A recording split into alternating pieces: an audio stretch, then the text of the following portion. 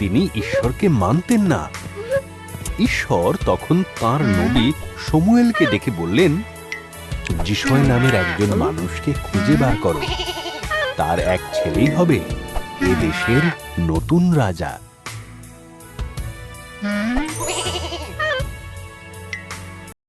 সে যিশয়ের 7টি পুত্রদের দেখল, তারা প্রত্যেকেই সুপুরুষ এবং শক্তিশালী। এরা নয়। ঈশ্বর বললেন, আমি সৌন্দর্যকে গুরুত্ব দিই না, আমি গুরুত্ব দিই মানুষের অন্তরের সৌন্দর্যকে।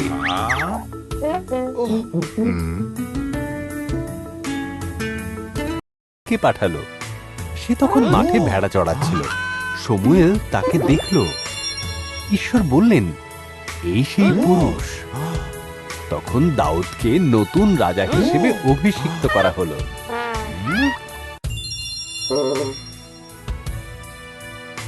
ফিলিস্তিনীয়দের সঙ্গে যুদ্ধে জড়িয়ে পড়ল।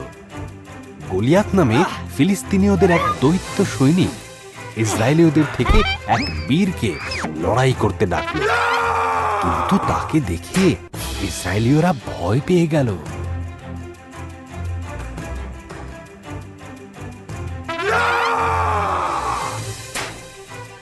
শিবিরে খাবার আনত।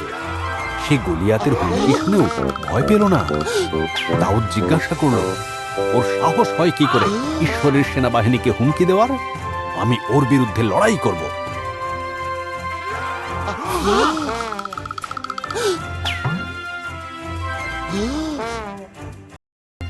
তিনি দাউদকে তার নিজের যুদ্ধের পোশাক দিতে চাইলেন।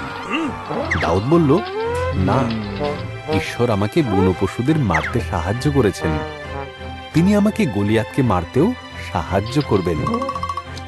দাউদ তার সাথে 5টি পাথরের টুকরো আর একটা গুলতি রাখলো অস্ত্র হিসেবে।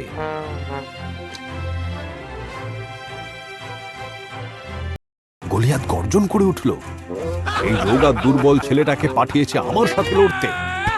তা শুনে দাউদ বলল, তোমার কাছে বর্শা থাকতে পারে, কিন্তু আমার কাছে আছে ঈশ্বরের আশীর্বাদ। ছুঁড়ে মারল।